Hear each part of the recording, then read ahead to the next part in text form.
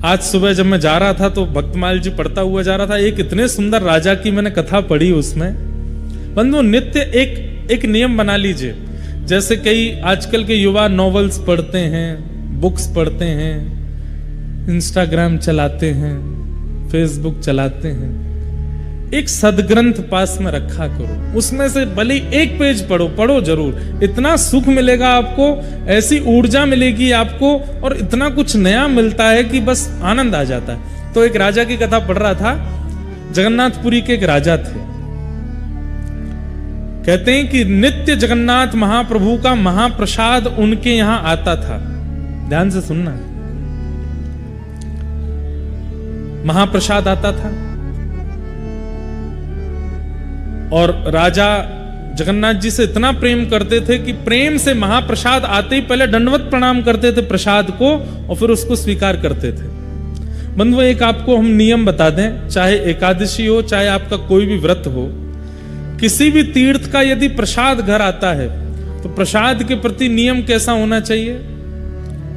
मान लीजिए कि कोई प्रसाद लेके आया, कहीं का भी प्रसाद लेकर के जैसे ही आवे, सबसे पहले तो प्रसाद को प्रणाम करो, और प्रणाम करके तुरंत, चाहे आपके लाख करोड़ काम चल रहे हैं, सबसे पहले प्रसाद का डिब्बा खोल करके थोड़ा ही सही लेकर के अपने मुख में डाल लीजिए।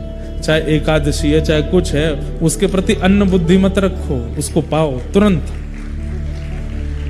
शास्त्रों में कहते हैं, आपने कहा अच्छा प्रसाद रख दीजिए, थोड़ी देर में पाऊंगा, अगले क्षण प्राण निकल गए तो नहीं पा पाओगे। अगले क्षण का भरोसा है। जैसे ही प्रसाद दिखे तो दौड़ करके जाना चाहिए, बोले पहले पवा दो, कहीं मेरे प्राण निकल रहे हो, उससे पहले जगन्नाथ जी मेरे भीतर चले जाएं। प्रसाद का मतलब, जिस तीर्थ का प्रसाद आया वो तीर्थ के ठाकुर जी ही आए प्रसाद में बैठ के, उनको तुरंत स्वीकार करना चाहिए। चैतन्य महाप्रभु कहते हैं, महाप्रसादे गोविंदे। जगन्नाथ महाप्रभु का जो भात प्रसाद है, उसका एक एक तिनका जगन्नाथ जी का स्वरूप है। तो राजा का नित्य नियम था, जैसे प्रसाद आता तो प्रणाम करते, उसको पाते और फिर अपने क्रिया में लगते। लेकिन आज वो अपने एक मित्र के साथ में चौसर खेल रहे थे, और चौसर में ऐसी बाजी चल रही थी कि अब अगली बाजी में पता चल जाएगा कि राजा हार रहा है कि जीत रहा है। तो राजा को तो अपनी जीत प्यारी, तो पासा मल रहे थे। उसी समय महाप्रसाद आया। जैसे ही महाप्रसाद आया तो पंडित जी रोज आते महाप्रसाद लेकर के, राजन जगन्नाथ महाप्रभु का महाप्रसाद आया।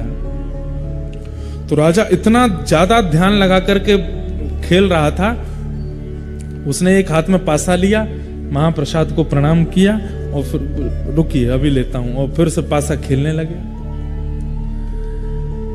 तो पुजारी जी को नित्य का नियम तो पता था राजा का, लेकिन आज का जो व्यवहार था ये पुजारी जी को अच्छा नहीं लगा। बोले बताओ, पासा इतना जरूरी है, वो चौसर इतना जरूरी है कि महाप्रसाद को कह दिया रख दो, पाएंगे। थोड़ी देर तो पुजारी जी वहां खड़े रहे, लेकिन राजा हंस हंस करके खेल रहा था, इतना मगन था उसमें। पुजारी जी प्रसाद वापस ले गए अपने साथ। जब खेल पूरा हुआ, राजा जीत गया, हंसा, उठ करके अपने मित्र को हृदय से लगा, आज तो बड़ा आनंद आया खेल में, बड़ा बढ़िया। थोड़ी देर बातचीत हुई, मित्र जब चले गए तो राजा ने तुरंत पूछा, वो महाप्रसाद आया था कहाँ है? तो सैनिकों ने बताया, पंडित जी खड़े रहे थोड़ी देर, पता नहीं, फिर ले गए अपने साथ। राजा दौड़ करके गए पंडित जी के पास, बोले आज आप महाप्रसाद वापस क्यों ले आए? तो पंडित जी की आंखें लाल पड़ी थी, बोले कि राजन, ये महाप्रसाद कोई अन्न नहीं है, कोई दाल भात नहीं है, कोई सामग्री नहीं है, साक्षात जगन्नाथ जी हैं। और जगन्नाथ जी किसी के द्वार पर आते हैं, और जिसके द्वार पर गए हैं वो दूसरे कार्य में व्यस्त है। जगन्नाथ जी किसी के यहाँ ऐसे खड़े होकर के प्रतीक्षा नहीं करेंगे, इसलिए मैं उनको वापस ले आया। तुमने अपराध किया।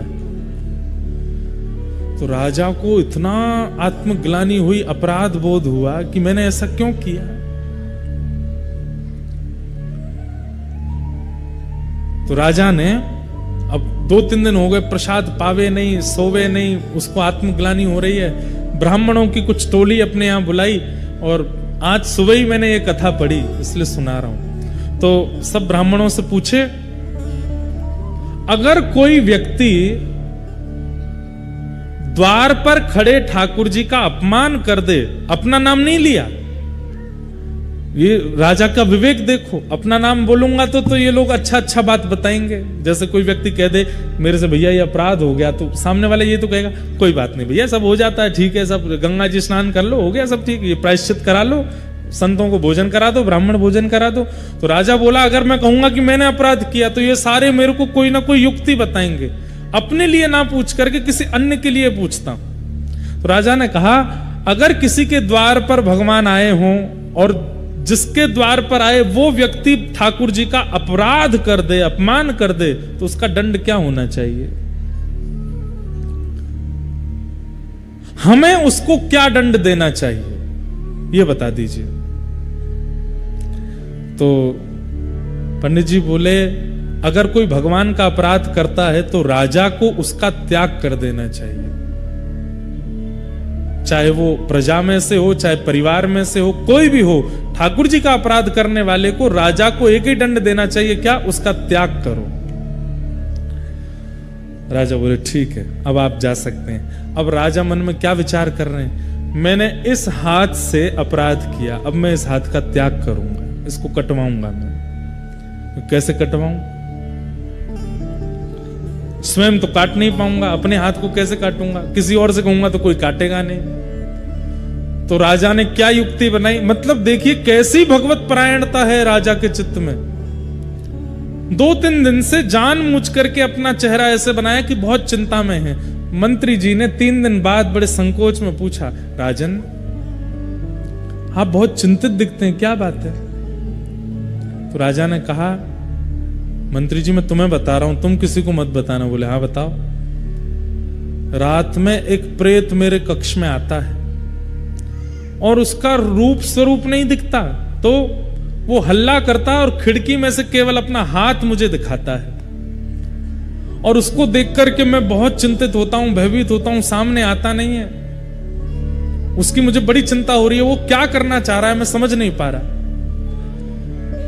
मंत्री बोले आप इतनी सी बात, आप चिंता मत करिए। बोले तो हमारी कुल देवी हैं, उनका खड़ग मैं लेकर के आऊंगा, उस खड़ग की नित्य पूजा होती है, और उस खड़ग को लेकर के मैं आपके कक्ष में सो जाऊंगा। आज रात में जैसे ही वो प्रेत अपना हाथ दिखाएगा मैं उसका हाथ काट दूंगा। राजा बोले हाँ ठीक है, तुम ये काम कर देना। मंत्री जी नीचे सो गए। राजा चुपचाप उठ करके गए, बाहर जाकर के खिड़की में से हल्ला करके जैसे ही अपना हाथ अंदर किया, मंत्री जी ने खड़ग उठा करके हाथ काट दिया। रक्त की पिचकारी निकलने लगी, लेकिन राजा तो प्रेमाश्रुओं से रो रहा था, आनंद कर रहा था।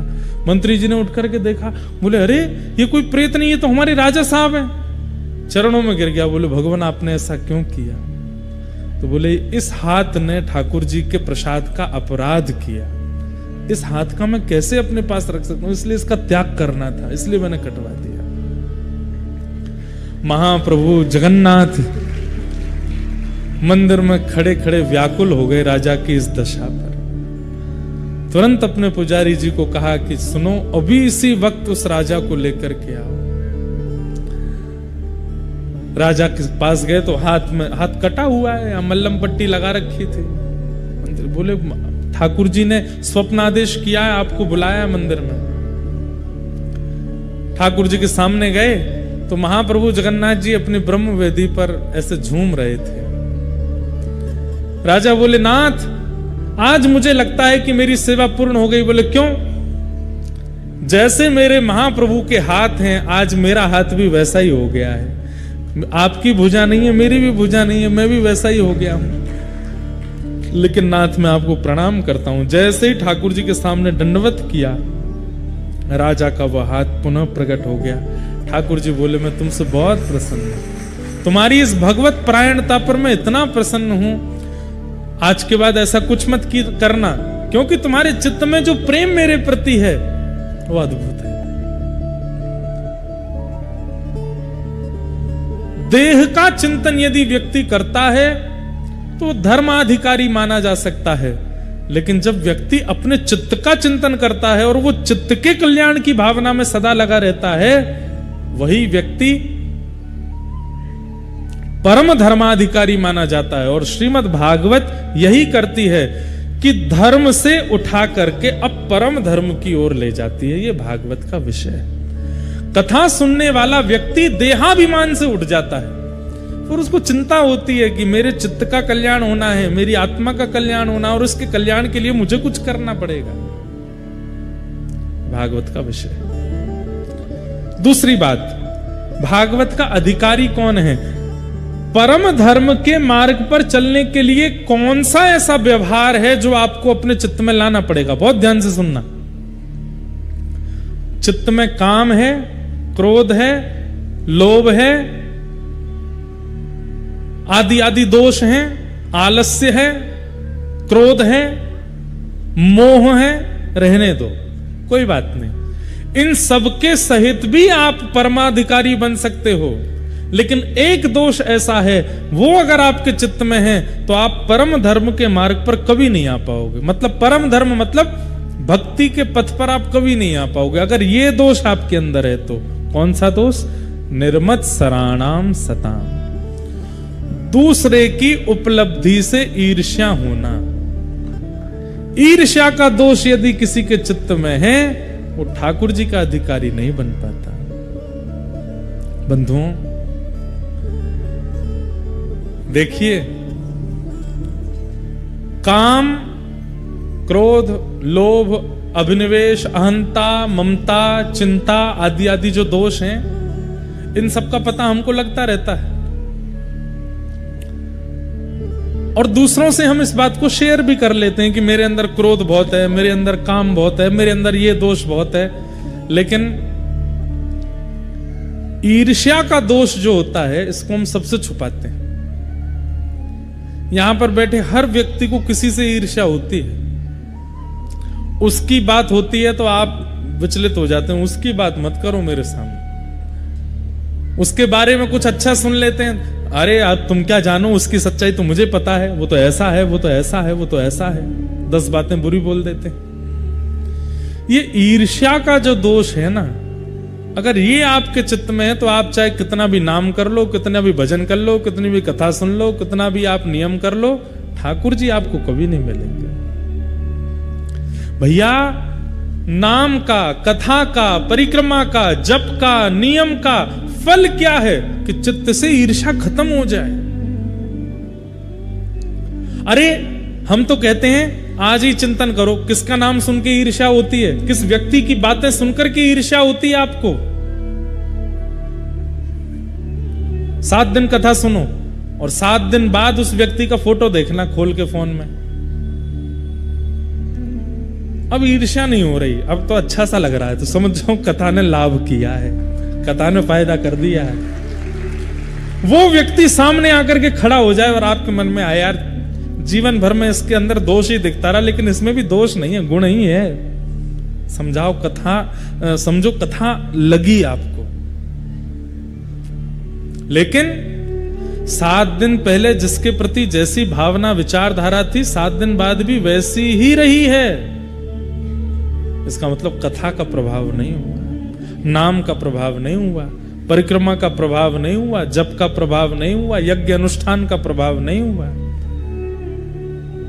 हर कथा, हर परिक्रमा, हर दर्शन, जितनी बार नाथ द्वारा जाओ उतनी बार आपके अंदर परिवर्तन होना चाहिए, उतनी बार आप बदले बदले आने चाहिए लौट करके, तो आपका जाना अच्छा है। साल नहीं तो हफ्ता में 3 बार जाओ, कोई फायदा नहीं।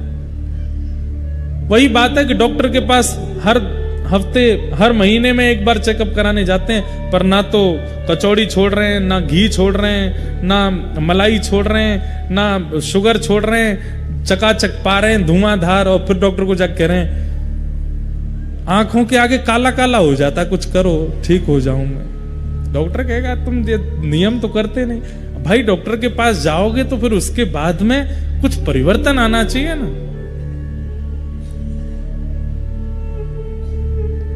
और वो परिवर्तन कैसे आएगा? श्रीनाथ जी के पास जाकर के कह दिया करो, हे श्रीनाथ जी, हमारे कोटा में एक व्यक्ति रहता है, उससे मुझे बड़ी ईर्ष्या होती है, आप कृपा कर दो कि अब के मैं लौट करके जाऊं, उससे मुझे ईर्ष्या ना हो, उससे मुझे प्रेम हो जाए। अपने ईर्ष्यावान व्यक्ति के प्रति प्रेम की भिक्षा ठाकुर जी से मांगो कि उससे मुझे प्रेम हो जाए ठाकुर जी, मैं उसके बारे में कभी गलत ना सोचूं।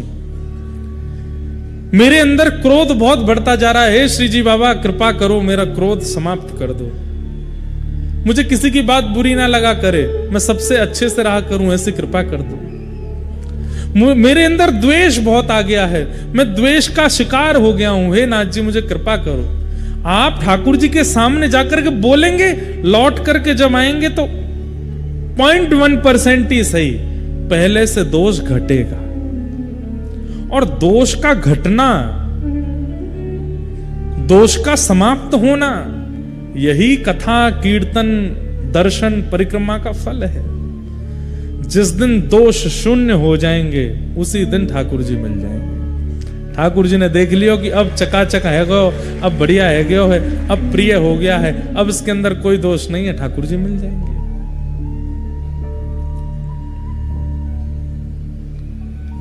वास्तव में कथा सुनने का यही रूप है कि हम हमारे दोषों को काटें, थोड़ा कम करें, घटावें। 7 दिन के बाद भी कुछ नहीं बदला, वैसे कि वैसे ही रहे। पैसा अलग खर्च हुआ, समय अलग बर्बाद हुआ, मिला कुछ भी नहीं। इसलिए परिवर्तन की भावना से कथा सुना कीजिए। हम कथा कहते हैं, मैं अपनी प्रशंसा के रूप में नहीं कह रहा हूं, हर कथा में एक चीज से आगे निकल जाता हूं। मेरे को पता है कि मेरे अंदर दोष क्या है, ये दोष हैं, ये कमियां हैं, ये सब मुझे पता है। हर व्यक्ति को अपनी कमियां पता होती हैं। हर कथा में विचार करके बैठता हूं कि इस कथा में ये दोष का नाश करना है।